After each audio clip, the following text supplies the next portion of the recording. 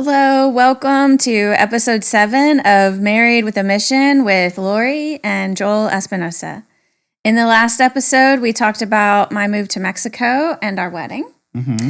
Look for some pictures at the end of this podcast if you're interested. I'll have some of the wedding and a few of us of our first year together.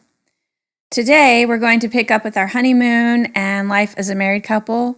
But before we begin that, we're going to backtrack just a little bit and discuss mine and Joel's experience with him, introducing me to his classmates at the university he was attending when I visited Mexico with my mom the summer before we got married, which we talked about in the last episode.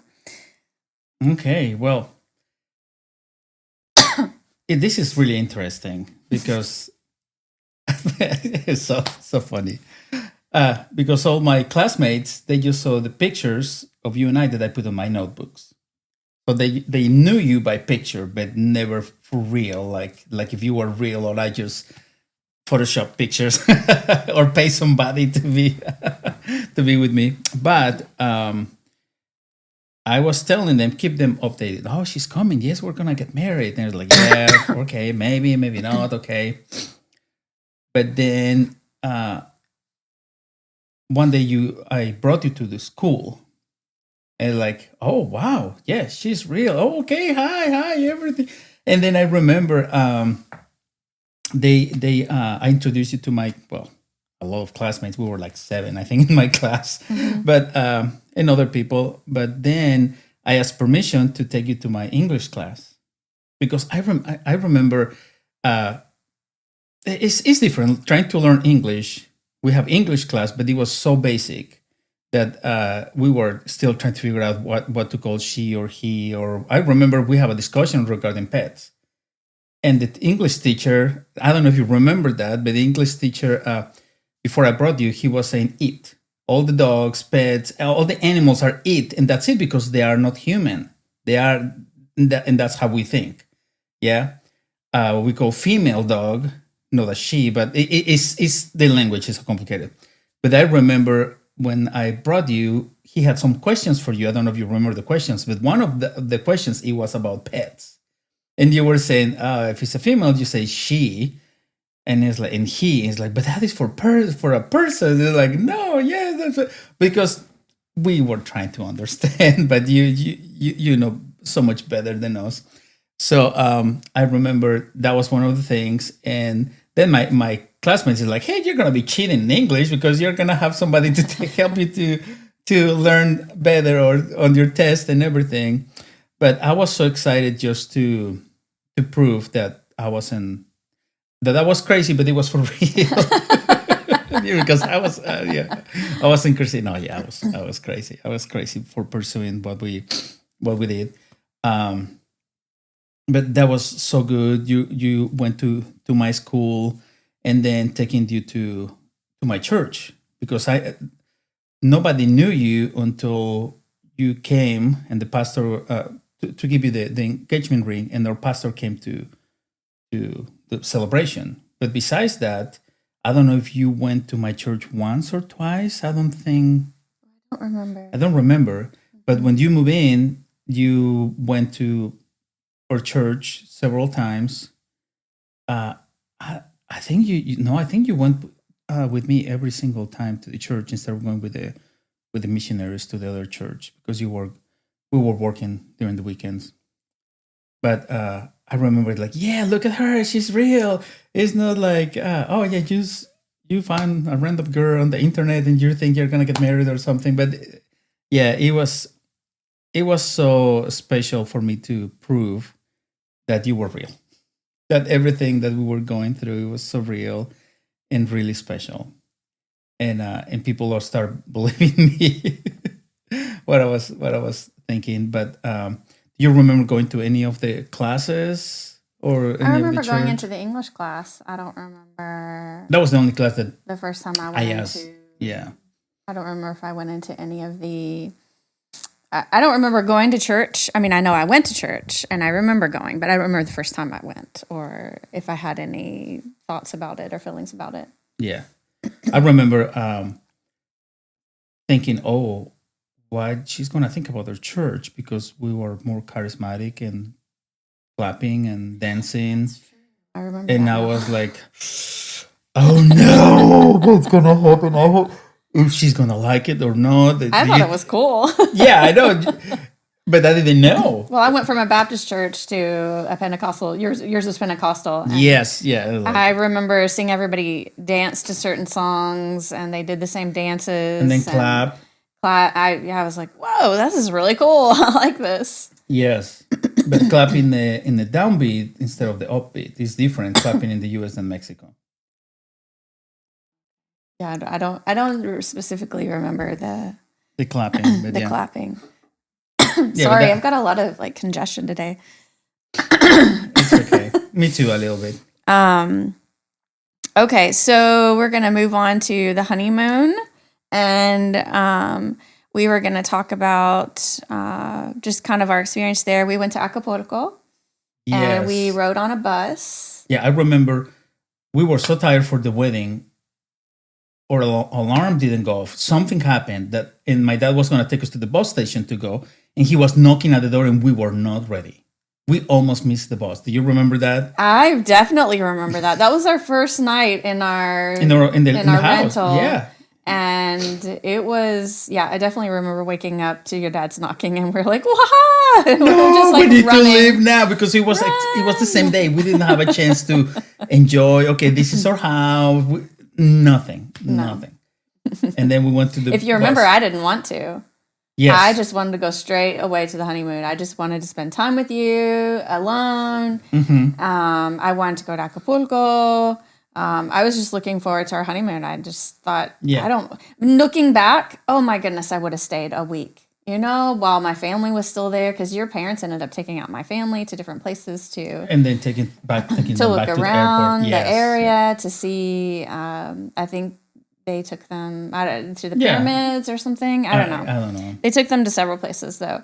And I remember thinking, I really thought that I wanted to go away straight away to our honeymoon, but it would have been better if we just waited a week. I know there's so many things that we look back and like, man, we were maybe rushing or not. No, we were definitely rushing everything. Yes. Everything. yes, we were rushing everything. But we went to the hotel that one of my dad's friends gifted us the room.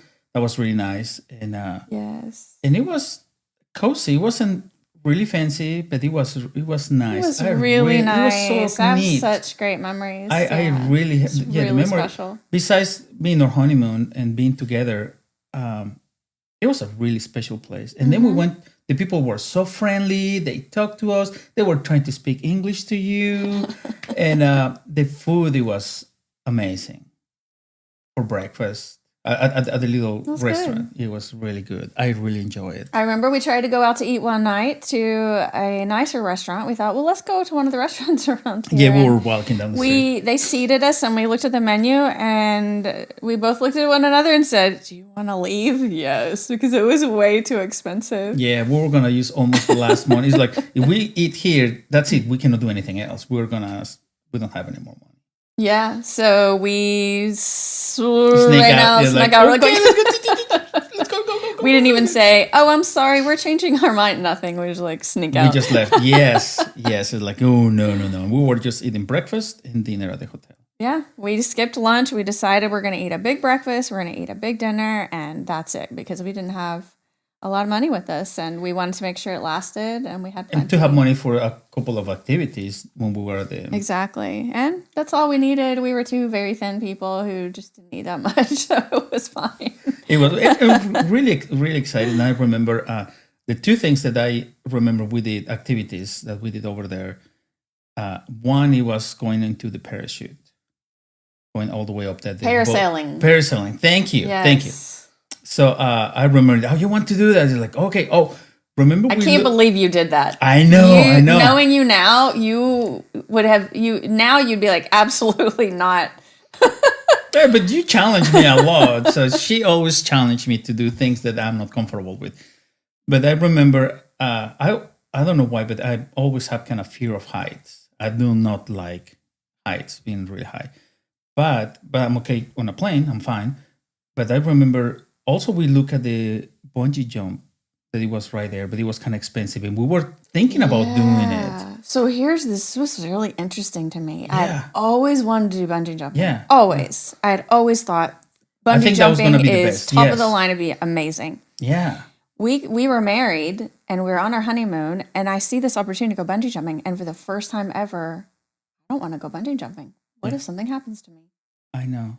Yeah, I thought I'm that too. really happy right now. I don't want anything to happen to me. I don't want to ruin this happiness I have right now. Yeah, I remember. And it was the first time in my life I ever didn't want to do something like Yeah. that, because I was open to bungee do jumping it. seemed like the maximum. Yes.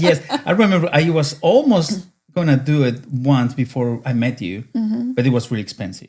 Oh, okay. And my dad took me over there. We were over there. Like my dad's like, "Are you sure you're gonna jump?" Yeah, I don't know what get into me, but I was thinking the same thing. Bungee jump is gonna be the best thing ever. But at our honeymoon, we were trying to do it together, and we had the money to do that. But yeah, I agree with you. It's like I don't want anything to happen to me. I just got married. Parasailing seemed safer because even though you're way up high, You you're have the connected to parachute. all the different cables, not just one. And you have the life vest. Yeah, the life vest. If you fall in the water. Yeah, and slow. And I remember you went first. And I was like, okay. I already say yes. I cannot back out to say no. That's too scary. Oh my goodness, I'm gonna be so high in the sky just with a thin cable pulling me. But we did it. That was really amazing. I really enjoyed it. Yeah, that was the first time I ever had one of the an actual coconut. Oh, that yeah. they They cut it right there. Yeah. broke it open, and put the Two straw in. straws, and that's it. Yeah. Yeah, that was We a drank that neat together. experience. Mhm. And the other experience that I remember is, for me, they have a little pool at the hotel, and I'm not a water guy. Growing up, I skip all my swimming lessons at school, and I didn't know. I like the playing in the water. I like going on the slides, but I didn't know how to swim. I didn't. And you love water, you love swimming, you're all that. So you were teaching me. So you did not know how to swim when we no. went on the honeymoon, and since you were so encouraged to do the things that I was doing and challenged by the things I was doing, you decided, okay, I'm actually going to listen and pay attention and really try this thing out. And so you did. You learned to swim on our honeymoon. I remember when I was so, my posture was so bad, but from going from one side to the pool to the other one, that was a big accomplishment for me, because I was always afraid of the water. I was afraid to try to swim, because if I don't make it, I'm just going down, and I don't know how. No. But you did it. I did it. Yeah, I remember you how overcame your fear. And also Fears. Yes, I saw you just jumping in the pool and just doing things, and like, that looks fun. How can she do it? Okay, help me. And I felt comfortable and close to you to tell you my fears, tell you the way that I was feeling, and it's like, hey, can you help me? Yeah. So let's see. I wanted to return sooner.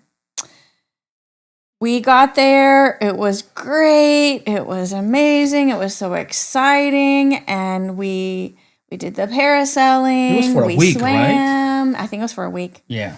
I don't remember if it was day 3 or 4, but at some point, that's when culture shock started to hit me, because I had arrived to Mexico in September, and then there was a lot of focus on our wedding and working. And I got to December the 10th, the second week in December was when we were on our honeymoon, at the end of that, and I was done. I just wanted to go back to what was the most familiar to me, which actually wasn't even familiar, which was I wanted to get back to our rental, the place we were renting, or visit your parents or something, because those something places familiar. Yes, it was that was our place. That was my place now, and I wanted to start cleaning and putting things in their place. And I remember being on the honeymoon thinking, okay, I've had fun, I'm done, I want to go home. But we had already changed the bus trip. I forget. It was me. I said, "Oh, let's change it. Let's stay longer." I don't remember exactly what, but we changed it. I think The bus tickets. the bus tickets. I know we changed them. It was, I believe, it was the same day, but we were leaving a little bit later than super early. So it was something anyway, like that. we changed Yeah, it. we Well, changed it, yeah. I wanted to go back, and you said, "Well, let me go check." We went to the bus station, and they said, "Oh, yeah, sorry, you're gonna have to pay for the Yeah, the you already changed it change. once. So you're gonna have to. I think we'd have to pay, like, buy new tickets or something." Yeah. It was a lot of money, and I said, "No, never mind. I'll just stay. I'll just stay here. It'll be fine." And I had a good time, but there was a little bit of just I don't know. The best way I can explain is just culture shock. Yeah. I just done. I just wanted to go back, and so I did enjoy myself still, but not the same way I had at the beginning of the honeymoon. Mm-hmm. Yeah, like we did everything we want to do. I'm done. Let's go back. Yeah. To our place. And what happened on the way return trip? Okay, so we were. It's like a 5-hour drive from the bus from Acapulco to Mexico City, and in the middle it was dark, and the bus broke down in the middle of the road, and I was like, "Oh no, it's dark. This is not safe. I don't know who's gonna come over here to the bus, if they're gonna rob us or what's gonna happen." Which is way more likely to happen in Mexico versus if we're here in the United States. Yes. Well, depending, I guess, depending where you live or something. But when it broke down, there was a lot of fear. You had a lot of fear that and I wasn't the only something could happen. Yeah. There were a lot of people on the bus. A lot of people was like, "Oh no, what's going on? What's going on?" Because people will actually stage things like that. Like bus drivers will actually stage things like that, and they'll tell the people where to meet them. Where they're going to pull over, where they're going to pretend like something broke down. Yes. And then they steal from everybody. Yeah, and I remember when they opened the door, I'm like, "Oh no, what's going to happen now?" But thankfully, it was the police, the state police, and they said, "We're going to stay with you until you get another bus that is going to take you to your destination." I don't know. We stayed over there for a couple of hours. I don't remember how long we were there. It was a long time. It was a long time. So we arrived to Mexico City really late at night, that we missed. It was too late to go back home. So I remember getting to the bus station, called my grandfather, like, "Hey, can we stay with you? It's really late." I think we arrived 11 or almost midnight at my grandparents' house. And we stayed the night over there with them. We ate breakfast the next morning, and then we went back home. So it was...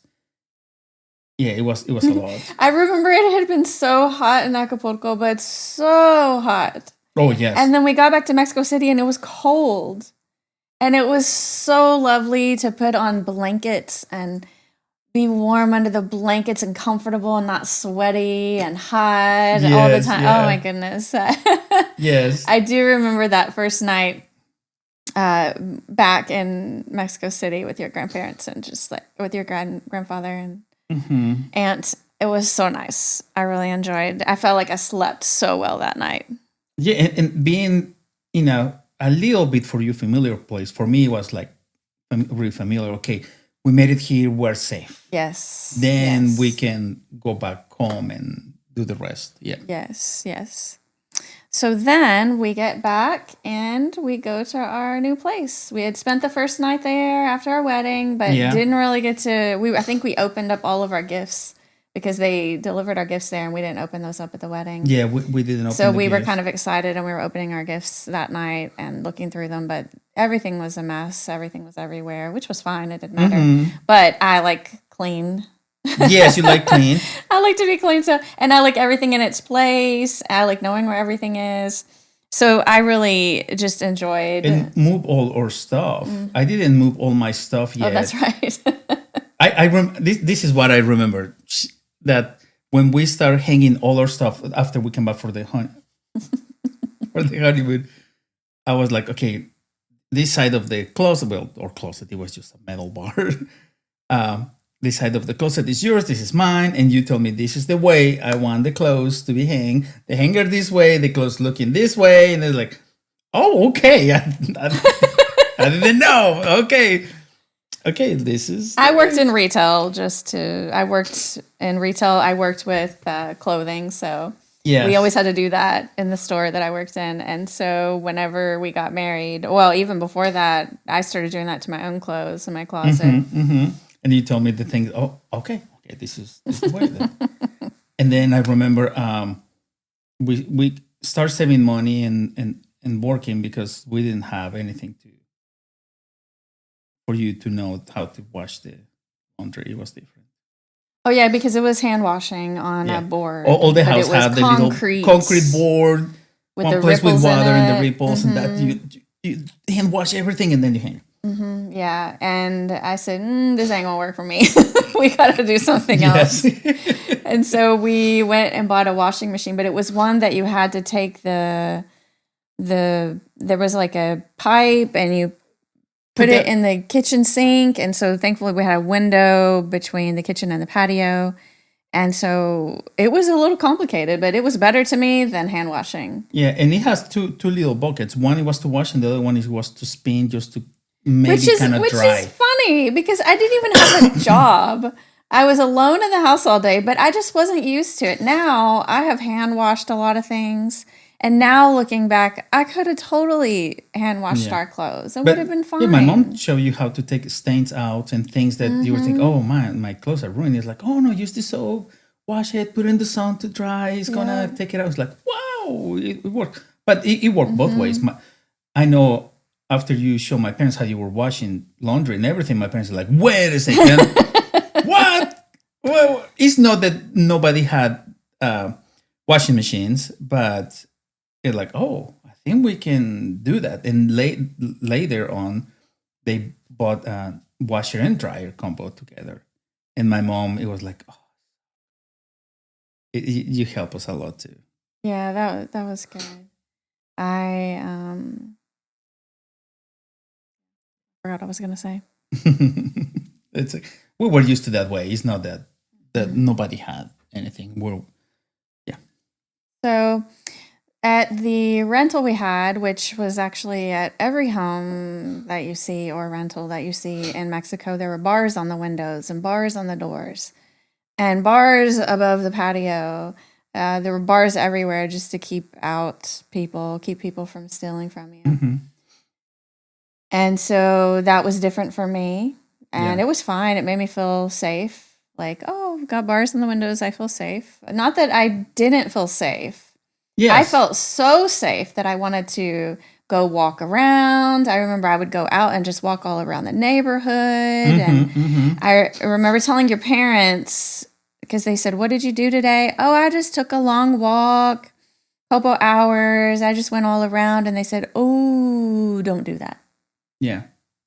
And I remember being so disappointed because I felt so safe and so happy. Yes. And then your parents put those limits on me, which they did for my safety.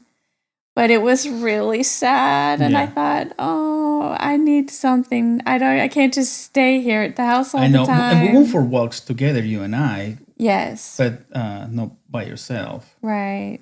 And that was a new neighborhood. So it was nice. It wasn't kind of old, run-down neighborhood. It was a perfect place for us. Yeah. So then I found out there was a class, because one of the times I had been walking, I think your parents said I could walk, but just close to the house. And I'm like, yeah. I mean, so I did still just walk just a little bit. I didn't go very far. I would just like take the same turns all around and again, go again. Where it was to the bus stop and then go back home. Something like that. Something really simple just to get out.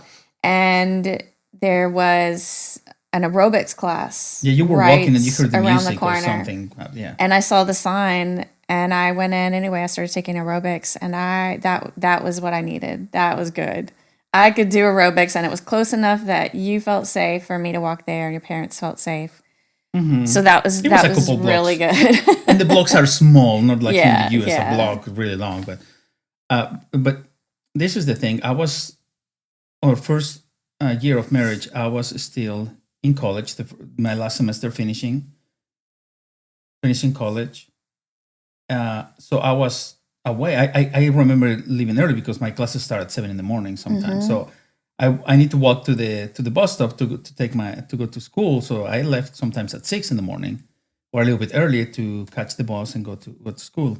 So you were at home by yourself. You need to do something. And then what I did after school. You went to go visit your parents and hang out with them a couple of hours. Yeah, I ate over there. I was like, yeah. And then it's like, oh, I need to go home. I'm married. When I finally found out, because I think you were talking to me one day and I'm like, okay, what are you doing? Why are you coming home so late? You know, what's going on? And you said, oh, I did this and that. And then I stopped by to see my parents and I watched some TV and I ate some food and wait. But we were kids. We didn't know. I didn't know. You always were with your parents. I you left thought, with my parents I'll until just we go got check married. on my parents. I'll go sleep at home, and then I'll go be gone all day and go with my parents in the evening, and then go home to sleep. Oh, I have a wife. Oh, okay, let's go. Yes, you're like, no, you need to come here with me. I remember, when I found out that. So we had that adjustment. Yeah. But And, that's what you do in marriage. No, you that's adjust. okay. And then I remember one of the things that help you is watching one TV show that they were really expressive and really help you that Amigas y Rivales. Oh, it was that was soap opera. Oh, I did my not get into goodness. soap operas, but Amigas y Rivales, that was awesome. Because even though I didn't understand Spanish, in soap operas, they have all the expressions. You know exactly what's going on. And this one was just really good. I really enjoyed it. And it didn't even last very long. It didn't even go very many seasons. But you came home one day, and I was watching that, and you were so disgusted. I know. I was like, what are you doing? That's evil. And I said, but there's nothing wrong with it. I know it's silly, and they're talking, there's some silliness to it, obviously. Yes. But I try to explain to you that I was learning Spanish with this, and it was really helpful, and it was entertaining to me. What it was, the expressions and what that word means is like, oh, okay. Yeah, so it's really good for me. And you were just not having it. You did not like it. And I remember feeling bad because I was like, man, I found something I like, and my husband doesn't like it. What do I do? Yeah. I don't remember if I ended up watching it because you were like, fine, just watch it. It's fine. I think I sit with you to watch it a couple times after school and everything. And then I said like, oh, this is really silly. But sometimes it was fun, and I saw that you were enjoying it, and you were like, oh, okay, this is good for her. I did always feel a little bad, like in the back, like behind, like, oh, I feel kind of bad because he doesn't think this is very good for me to watch. Yes. But it was too entertaining to turn it off. So yes. It's like, oh, that was fun. Yeah. So another thing, because I was really lonely, and I said, look, I want a dog or a cat. And what did you say? No. Oh, why would we get a dogs dog are or for a cat? protection. I don't want a dog inside the house. Yeah, and I said, but I want one inside the house because I want a companion, someone to be here with me. I'm lonely. And you said, no. And anyway, you were pretty firm about that because your parents had never allowed pets inside, and that was just not acceptable. Pets, they're outside, they work, they protect your house, and that's the end of that. And then we got home one day. We had been with your parents, I think, and I walked in the door and I screamed and I jumped because I saw something moving. Yes. And you said, "What is it?" And I said, "I don't know. It's something in our house." How did something get in our house? We have bars on the windows. Yeah. Everything's locked up. Yeah, metal doors. And you were like, "What is it? What is it? Let's go in and check it out." And I went in, and you had gotten me a dog. Yes. And you would just let it run around the house. It pooped and peed everywhere. But yeah, I didn't know. Just in a couple spots, you didn't know. Yeah. I was so fun cleaning that up. Yes. I said, no problem. I will clean it up. Yeah. That was so wonderful having a pet, having something. Yes. I don't know why my heart changed. But what I remember, I was driving downtown. And And then, no, driving? No, I was walking. My bad. I was walking. And then I walked by a pet store. Yeah. And I thought about you and I saw the dog and something got into me. I'm like, oh, okay. And I went back and I asked for that little white puffy dog.